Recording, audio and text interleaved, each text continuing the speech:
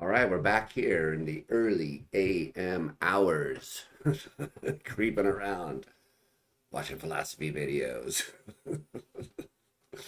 Yes, the world sleeps, and hopefully they'll sleep good today because in my house we have strep throat, ear infections, all in the same kid. So it's been a wild ride. The hits keep coming, but so far so good. So um, I want to get through some more of this Robert Sapolsky, Kevin Mitchell debate, especially after I talked with Steve Fleming for Consciousness Live uh, the other day. Then he mentioned he was very much on Kevin Mitchell's side. So it's okay. I want to make sure I get through the rest of this stuff and see what's going on. So we got it loaded up right to where we were. We have our morning coffee, and let's go. Right. Thank you for this opening speech, Professor Mead. Right. So Kevin Mitchell went first, and now we're going to go to Sapolsky. I heard a couple of his opening speeches already, so I'm not expecting very much new, but more interested in these rounds of questioning that look like they're coming up. But I won't skip this. Maybe I'll fasty Professor it though. Sapolsky, you're muted now, but you can unmute yourself. Yeah, okay, cool. So now the stage is yours, and choices about how we should behave in the future. And I will leave it there. Thanks very much. right. Thank you for this opening speech, Professor Mitchell. Professor Sapolsky, you're muted now, but you can unmute yourself. Yeah, okay, cool. So now the stage is yours, and you can give your opening speech, and then you're going to cross-examine each other for a bit. I'm going to mute myself now. Great. First off, Kevin, thank you for not only writing such a great book, but for publishing it the same season as mine. It's like God's gift to a cranky, sort of opinionated author who's arguing a very extreme stance for a great book to come out the same time, arguing exactly the opposite. And I certainly hope every man, woman, and child is getting a gift pack of our 2 books for the holiday season coming up so that we can both go off on a nice ski vacation together. Okay, so starting off, Kevin has already outlined some of what I'm going to be saying, but heck, why not continue with it? I put a particular emphasis on the notion of intent, which has dominated a lot of thinking about free will debates, and making use of it in a way that is atypical. Most people look at intent, and there's a strong intuitive sense that that is where we display our agency. And that feeling of that intuition often revolves around questions such as, were you conscious of your intent? Were you aware of what the outcome was likely to be? Very crucially, did you understand that there were options, alternatives available to you? You were not being coerced. And for a lot of people, for example, often in the criminal justice system, that's the beginning and the end of the questions that needs to be asked. And if the answer is yes, you intended, you knew there were alternatives, culpability has been shown, and there is responsibility in our sense of free will. And for my perspective, that's exactly the starting point, because that analysis omits a critical question, and a question that is so critical that just asking, starting with intent, is like reading the last 3 pages of a book and trying to review the book based on that, because Yeah. all of these ignore the critical question. He said that line in a previous opening statement. We know what he's going to say. How did the intent get to be that way? How did you get to have that intent? What were the conditions that led up to you having exactly this neurochemical state or whatever, which is the intent? So that's why it's fasty, because I kind of predict already what he's going to say. Where did that intent come from in the first place? Yeah. And by that, I don't mean that in a very proximal sort of way. Where did your intent to pull the trigger now that you're robbing the bank come from? How did you decide the person needs to be shot rather than just threatened, whatever? How did you form that intent? Instead, I mean it from the much larger sense. How did you become the person who has entered that bank and wants to rob it, rather than being someone who entered it and wants to make a deposit, or to come in and ask the teller behind the desk there to marry you, or ask that? How did you become a person where that is what you did at that juncture? And the answer is, radically enough, that moment happened because of what. So just let before he finishes, this is his anti-compatibilist line. So this is why he's a hard determinist, because um, compatibilism is just the view that all of that stuff is determined, and yet there are still processes that that those control processes still count as you doing it freely, even with all of these things in place. So the real question is, for the compatibilists, is whether all of these things whether all of the things that Sapolsky is saying, not whether they're true or not, but why that rules out the control processes genuinely counting as a kind of freedom, as Denick likes to put it, the kind of freedom that's worth having, that actually makes a difference, which I guess is the punchline of that rhetorical move. Just before that. and what came just before that, and before that, all the way down. Translated into the sort of science that Kevin and I think about, it's saying, okay, what happened in the second before you pulled that trigger, forming that intent? What was happening in this part of the brain? Which neurons were excited? Which other ones were silent? All that sort of thing. But that's also asking the question, what was going on in your sensory environment in the seconds to minutes before? And all we have to do is look at, we make very different sorts of decisions filled with very different kinds of intent. If we're tired, if we're stressed, if we're happy, if we're starving, and so on. And we even know the nuts and bolts of how stress hormones, gonadal hormones, things of that sort, and nutrient states will influence our decision making.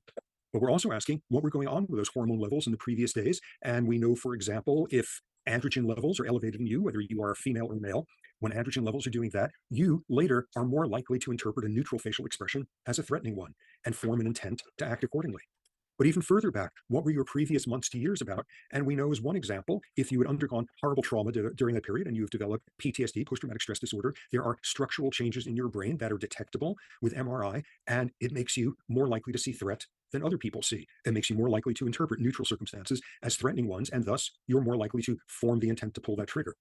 But we have to push back further, back to development with a completely critical period, your late adolescence, early adulthood. That's because when, I think convincingly, the most interesting part of your brain is going through its final period of maturation. Your frontal cortex, which will make you do the harder thing if it's the right thing to do. And that can involve impulse control, emotional regulation, gratification postponement, long-term planning, all that sort of thing. And remarkably, the frontal cortex is not fully formed until you're about 25 years old. So the world that is teaching you what counts as the right thing to do is having a very formative thing well into early adulthood. And then logically going back to childhood and this radical discovery a few years back that childhood matters. Childhood has something to do with the sort of adult brain you're going to have. And what we've mostly been doing since then is filling in the nuts and bolts of how that occurs, epigenetic influence. That was sarcasm, right? Radical discovery, childhood matters. That could be lifelong, involving changes in genetic regulation. And then what was initially a shocking discovery, you've got to push the same thoughts back to prenatal life because environment doesn't begin at birth. And literature by now showing the hormone levels, the nutrient levels you were exposed to by way of your mother's bloodstream will have very significant impact on the sort of brain you were constructing. And all you need to do is look at somebody with fetal alcohol syndrome, and you see a very unsubtle example of that dictum. But look instead at how stressed was your mother during her pregnancy. Was she stressed by being homeless, by being a refugee, by wondering how she was going to pay the rent at the end of the month? And her stress hormone levels in the bloodstream are going to have shaped the construction of parts of your brain that will be in place when you are an adult deciding whether or not to pull that trigger. And of course, genes then come into it. And Kevin and I are both very sort of intent on sort of shouting to the world that genes are not deterministic in this behavioral realm very often, but instead are modulatory proclivities, vulnerabilities, things of that sort. So that gets factored in. And then you've got to factor in something as bizarre and unexpected as culture. What sort of culture were your ancestors coming up with 500 years ago? Parentheses, what sort of ecosystems made certain cultures more likely to evolve than others? And that seems about as irrelevantly distal as you could come up with until you consider that within moments of birth, how your mother was mothering you was an outcome of the culture she was raised in by her parents, who were an outcome of their culture, et cetera, and thus how your brain was being constructed from minutes of birth. Just to give one striking example, people in this sort of business concentrate on the contrast between what they would call collectivist cultures. Flag bearers for that are collectivist rice farmers in Southeast Asia, and individualist cultures, the United States as being the inevitable one that gets brought up. And what you see is within minutes of birth, mothers raised in collectivist cultures versus individualist cultures are going to be doing something as unexpected as singing lullabies to their child with an average difference in the decibels involved. Collectivist culture mothers sing softer lullabies on the average. How long does a child cry before they are picked up on the average? At what age are they weaned, if they're nursed at all? All of that. Okay, so what we see here is what is potentially an incorrect solution, which is, wow, all of these different disciplines have something to do with how you became the person who you are, carrying out that intent at that moment. What strikes me as the most important thing, superseding that conclusion, is they're not all these different disciplines. They ultimately converge onto one single one. If you were talking about genetics, by definition, you were talking about the evolution of those genes. If you're talking about genetics, by definition, you were talking about early experience and the epigenetic regulation of those genes. If you're talking about genes, you were talking about the proteins that were made in your brain 20 minutes ago. And my overall argument is, when you look at this arc of influences from a million years ago and how we evolved into this kind of primate instead of to that kind, and what your amygdala or your frontal cortex did 500 milliseconds ago, when you look at that arc, there's absolutely no place in there in order to shoehorn in a notion of free will that allows your brain to produce behavior that is free of its history. And that's essentially the core of my argument here. Right. Thank you for this highly interesting talk. I'm Very, very good. So, nothing unexpected there. Let's hear the first round of questioning. So, the core of his argument, though, that he was just stating, there's no, I mean, that is an interesting way to put it. So, we could have had a very different organ than the amygdala if evolutionary history had gone otherwise. So the fact that we have these responses in this situation is dependent on that long history. So therefore, there's, according to him, no room to put any, how did he put it, for the brain to act contrary in a way independent of its history. That seems to be very telling because, again, none of these guys are really saying what they mean by free will. This whole debate is kind of short when you think about it. And we're already halfway through. Anyway, so they're not really saying what they mean by free will, but it's clear, it's sort of in the background that Sapolsky has this idea that if we really were free, we would have to somehow act in a way that went above and beyond the influences of the brain. So that's, he must think, as everyone in the world has been criticizing him, that free will means libertarian free will. And I think we belabored that point too. He's against compatibilism. What Mitchell's view is exactly is what's not clear to me. So is he a compatibilist or is he something else? From what he was saying last time, it seemed like he was endorsing compatibilism, but he's also saying some things that make him seem like he's not. So I wish they would say, well, let's see if it comes out in the questioning. I'm now gonna ask Professor Mitchell to unmute himself, and then I'm gonna mute myself again, and I'm gonna give you the opportunity to directly chat to each other. So for 10-15 minutes, I will let Professor Mitchell question you, and then I'm gonna let you question him. So yeah, I'm gonna mute myself and enjoy the duel. Great. Thanks, Robert, for that. I mean, this guy is following kind of a semi-traditional debate format. I don't know why, but okay.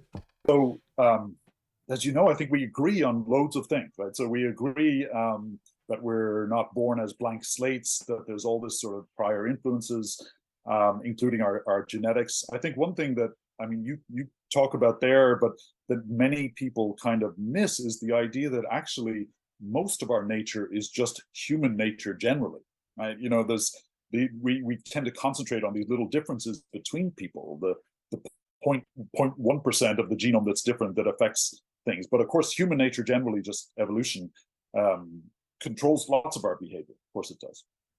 And our genetics does, the way our brain develops and so on. But I guess where we differ is that you see that whole set as just collectively precluding any possibility for the organism itself, for the whole system, to be deciding things in a free way, where it's for its own reasons.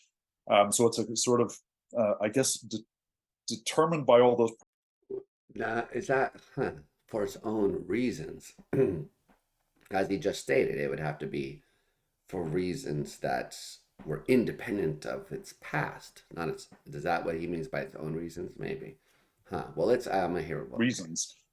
So it's a sort of, I guess, determined by all those prior causes, but at a reductive sort of a level, I guess, in that the neural systems are set in a certain way that they're just going to do certain things in response to whatever the situation. And I guess the first question I would have is, how do you get from seeing these different influences, none of which is determinative by itself, to claiming that they're all determinative together?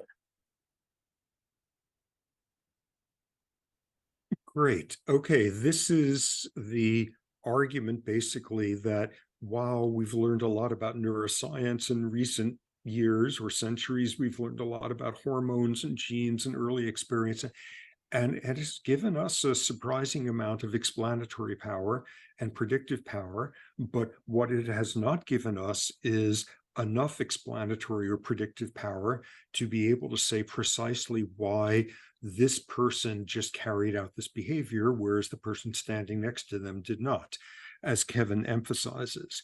And basically, so how he's interpreting this is,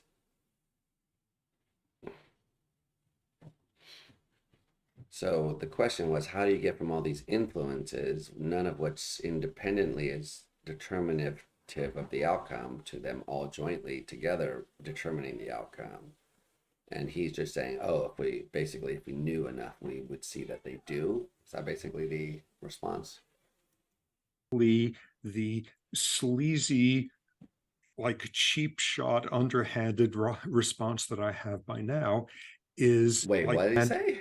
precisely why this person just carried out this behavior, whereas the person standing next to them did not, as Kevin emphasizes. And basically, the sleazy, like cheap shot, underhanded response that I have by now is that we know enough. We know This guy is like, it looked like he looked over here to be like, what's he talking about, dude? So okay, so he has what he thinks of as a cheap response, is what he's trying to say. Oh man, allergies or strep throat. Can you get strep throat in your nose? enough that it is legitimate to say, to reverse the question into, show me a brain that has just produced one of these behaviors that we are impressed with, and show me how it did it independent of everything that came before. In effect, as a thought experiment, take that person and switch out their genome with somebody else's and somebody else's childhood and a fourth person's breakfast this morning and all those sorts of things, and show me how the brain would have produced the exact same behavior independent of all those preceding factors. How is it functioning as an uncaused cause in that case? And my stance is that's not possible to show, because everything about the wiring of that neuron and the circuits in which it's embedded, everything about how many neurotransmitter receptors and reuptake pumps and what flavors of them are an outcome of what came before. And it is simply not possible to show something that would pass for free will in the sense that we understand it to be, free of all this nuts and bolts neurobiology and biology, whether on a reductive or on an emergent level. Yeah, so Sapolsky is really after the idea that, like, from Descartes, that free will is like the non-physical mind doing something. Um, so the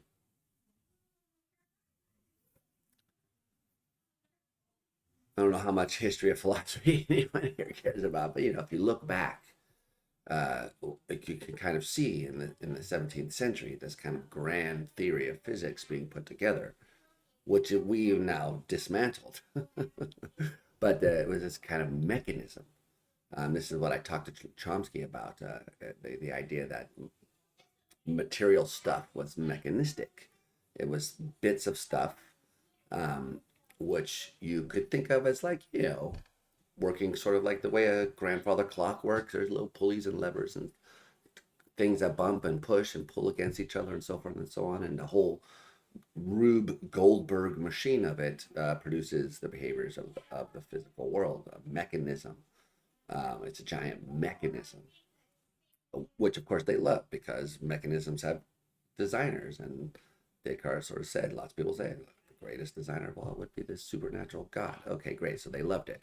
Um, but where do you put the mind in there? Well, of course, Descartes thought the mind was not a physical thing, namely that it could be not explained in terms or understood as being part of the mechanistic nuts and bolts. Okay. So the non-physical mind that could exist independently of that stuff had to interact with that stuff in some way. Had to have some influence. Like how right now I'm having an itchy foot and I'm reaching down to scratch my toe. And that feeling of the itchiness, Descartes thought, which alerted me to the condition on my toe that should be scratched, um, had to interact with the physical world in order to produce the movement, if that movement was to be outside of the physical realm of mechanistic cause and effect. So it's becoming clear to me that as I am thinking of this, remember I haven't read Sapolsky's book. I have Mitchell's book on my list of books to read, and I haven't made it there yet. But anyway, so uh, it seems like Sapolsky is trying to make the argument that if free will were real, what? If free will were real, that's a tongue twister, then the kind of Cartesian picture or something like it would be true, and there's no room for that picture. So if that's the target, then, I like the argument. I wonder what he says about quantum mechanics and all that stuff, but I think that's not, well, maybe that's what the average person thinks of as free will, not what the average philosopher, who I said compatibilist is the dominant view. But anyway, so I think that's what Sapolsky is arguing against. And he's got good arguments against that view, I would say. But that's not Mitchell's view. So he looks like he's about to say something. So let's hear how he's going to respond. So, but Robert, can I ask why? Here we go. So this demand for an uncaused cause seems to be a point of difference here, right? Because what I would say is that organisms bring their whole history to bear in a decision-making context and use that information to figure out what to do, but with certain degrees of freedom. That is, all of that prior history right now does not determine the next action. And I would say that in order to do it, for that to be true, there's such complexity in the system. The only way that could be true is if physical determinism were true. Right? There's no other way really that you could get all those prior causes that you're talking about in the system to completely determine what would happen with no degrees of freedom, unless it was really at the lowest levels of all of the physics. Whereas I would say if all of that physics is not deterministic, then the organism can settle the outcome, taking all those influences into account, using all that history as part of, first of all, part of being a self, but secondly, part of just the fact that it has accumulated knowledge and causal power through its experience, through evolution, through its individual learning, so that it can behave adaptively. Does that not? Well, hold on now, because wait a second here.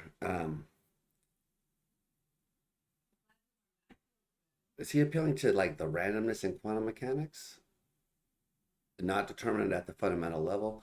So people have a lot of misunderstandings about this stuff. In one sense, quantum mechanics is perfectly determinate. Obviously, the Schrodinger equation tells you exactly what's going to happen. It's either 50% that, 10% this, 40% that. Those are the options.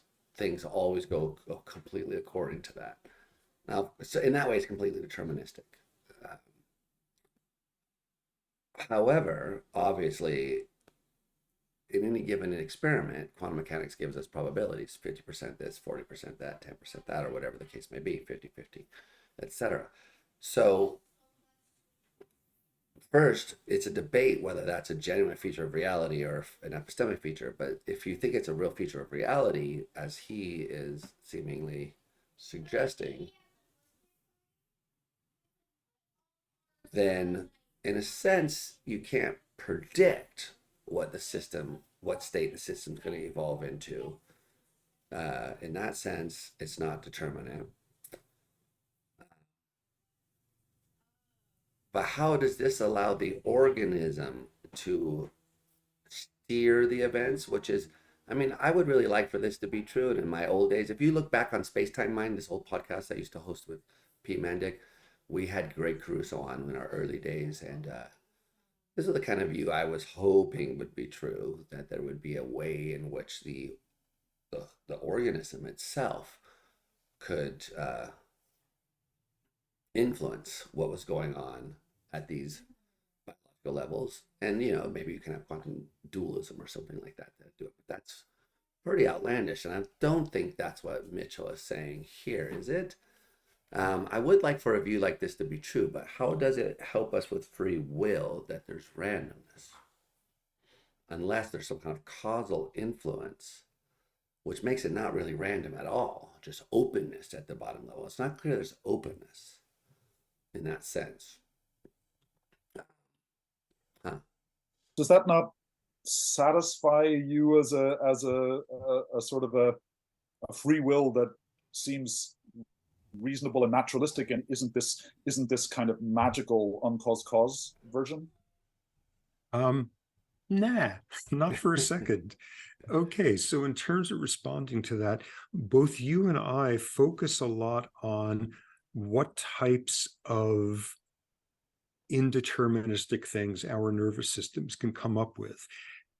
And thank God, both of us agree that we don't have to have a discussion right now about quantum indeterminacy running the world.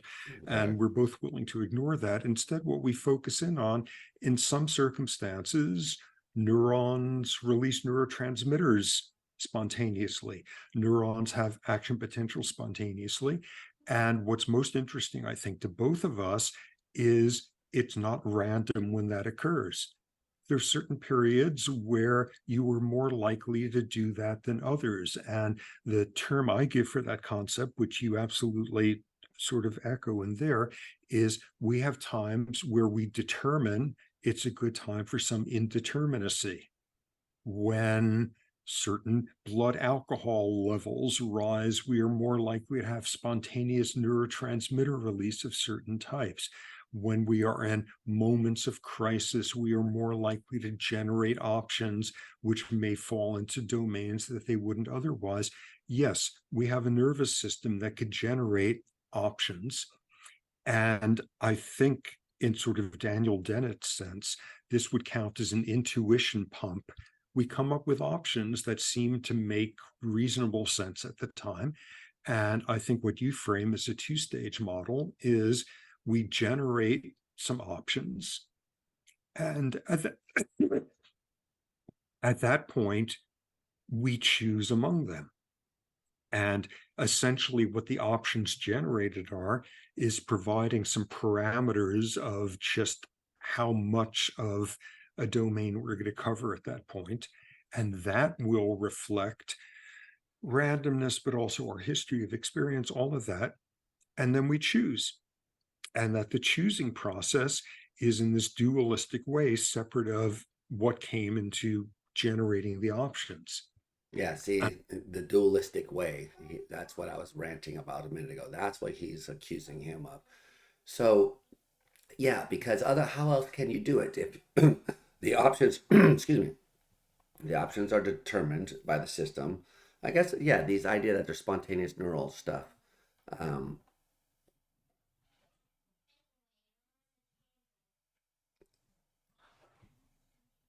it's interesting. I'm thinking about it. That's interesting. Okay, but anyway, so let's finish I this think what we because see is a fundamental difference in us at that point as to what is going on with the choosing.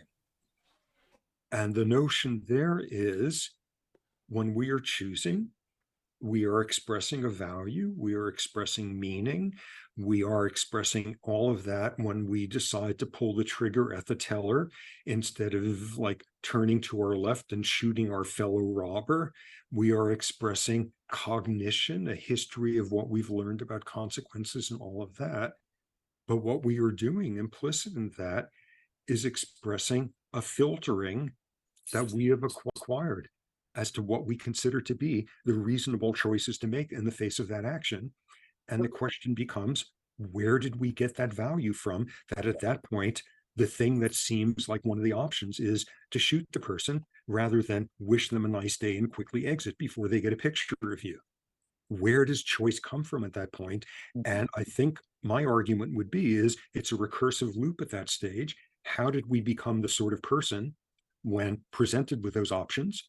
Parentheses, how did we become the sort of person who would generate those particular options? But more importantly, how did we become the sort of person who presented with those options would choose that particular one? And my But I conclusion think is that doesn't come from nowhere. Yeah, no, I agree. But I think that I mean, as you've just been talking, right, you've been using the language of choice, you've been using this idea of making decisions and so on, and then asking what is it that informs those decisions. And I completely agree that prior influences do inform those decisions. They do shape our character, they do shape our personalities, and of course, the way we adapt to circumstances and so on. But what I would say is that those are influences that may bias our decisions and our choices, but that we do make choices. It almost just doesn't make any sense to me to have a conversation using those words if everything we do at every moment is fully determined, right? I mean, I can see there's a range of degrees of freedom, and our cognition is the system that we use to choose between things. That makes sense to me. I mean, well, it would. That's my argument. But the idea that all of those prior causes just narrow it down to just one thing, that's, I think, what I have issue with, because it just seems like an unnecessary.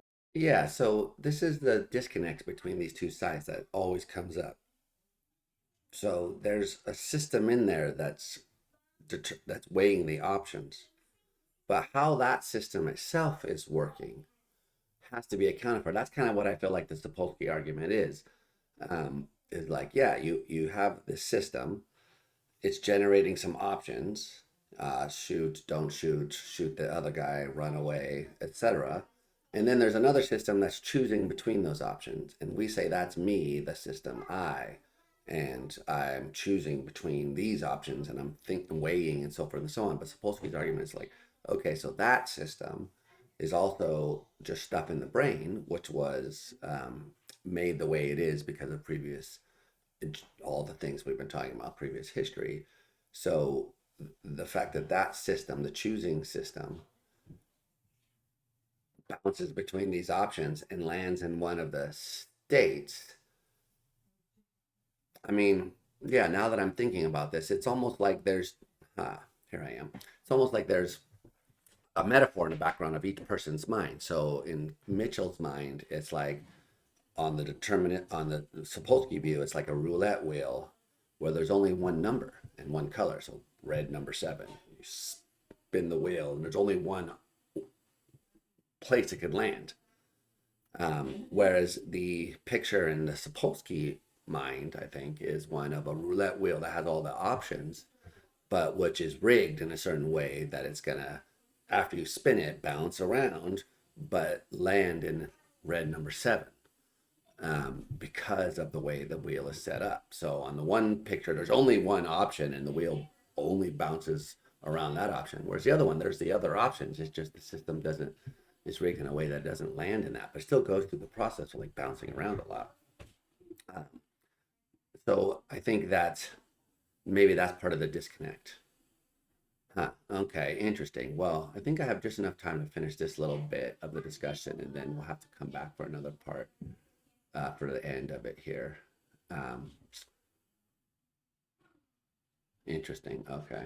Step, and one that I don't see where the evidence is for that, grand sort of conclusion.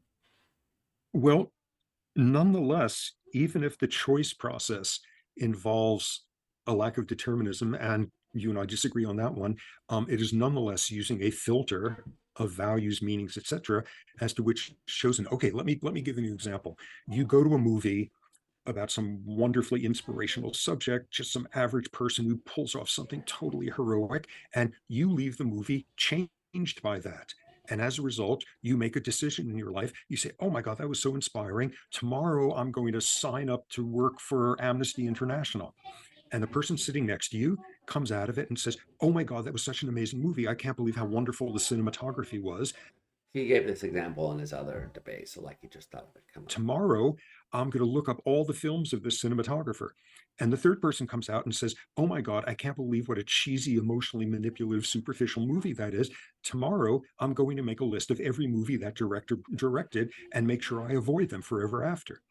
And what we've seen is some options arose, and each of the three people in that scenario chose differently. Why did they choose differently? Because there's entire world of 1 second before to centuries before influences that made one person into the sort of person who would be influenced by this movie, and out comes this choice in that particular way, totally different from the person next to them who experienced the exact same movie and produced a different outcome. Mm-hmm. And it's because everything that came before set them up to have filters of predetermined values, tastes, etc., so that one person is looking at the inspiring story and the other person is looking at the camera angles. Yeah. My argument would be that's what's going on when we are presented with options, right, and we make a choice that intuitively feels laden with free will, but actually is not. And so, I mean, another way to think about that. So when you're talking about those events driving a decision, it feels like you're isolating particular aspects and saying this was the reason that person did it, and this was the reason that this other person did what they did. And I guess what I would counter that with is to say, well, those things are so complicated, and maybe not that particular example, but a lot of our decisions are so complicated that they have to take into account all of these different variables at once, right?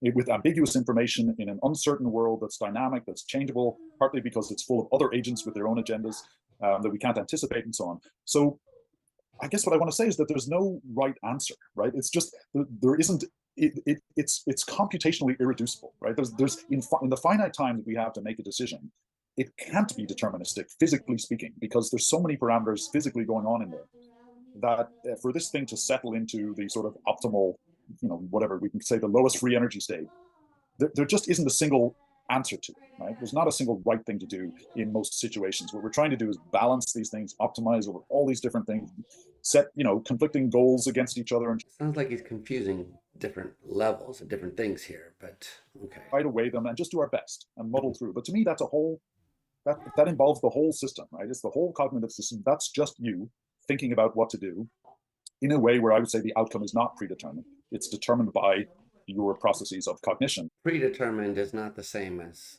determined.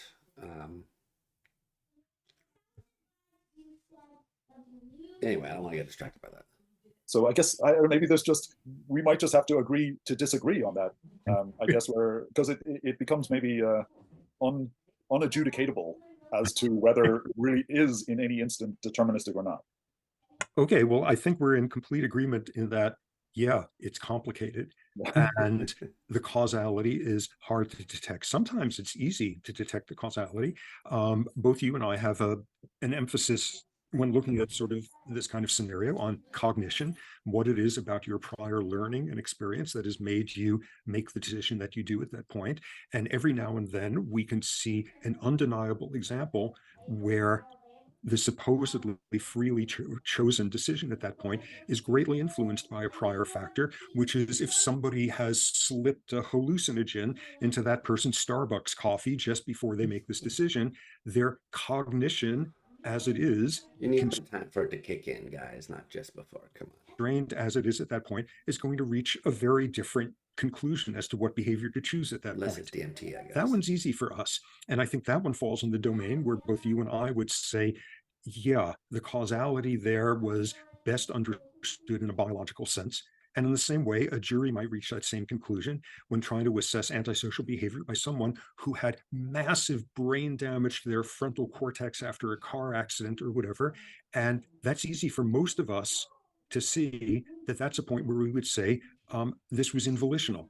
We have moved outside the realm where what came 1 second before, 1 minute before, etc., is merely an influence, and instead it was deterministic. Like, you can't hold that person responsible for their gibberish after you slipped in that drug. But what we see is the real challenge is when we're looking in the realm that most of us are thinking about when we're saying, why did that person make that decision? Not because there was a hallucinogen in their Starbucks, but instead because 1,000, 100,000 imperceptibly thin little threads of causality that came before, which collectively form something as unchangeable and coercive as does a car accident that wiped out somebody's frontal cortex. The only difference is it's a whole lot easier for us to perceive one single sledgehammer of a cause rather than wildly dramatically distributed subtle influences there, which nonetheless collectively are as powerful as that single one. Yeah, I'm sorry. I see Theodore wanted to get out. I do want to come back on a point. Yes, we're gonna return to this perhaps later, but now I have to ask you to switch.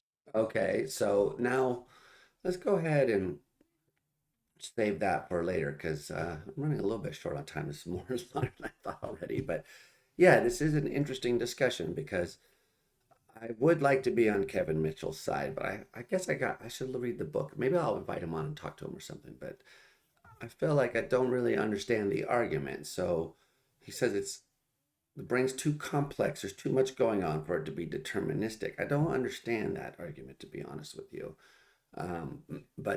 So we'll come back to this and check out the second part of it. Well, that would be the third part, actually. But we'll come back later and do that because I got to deal with real life.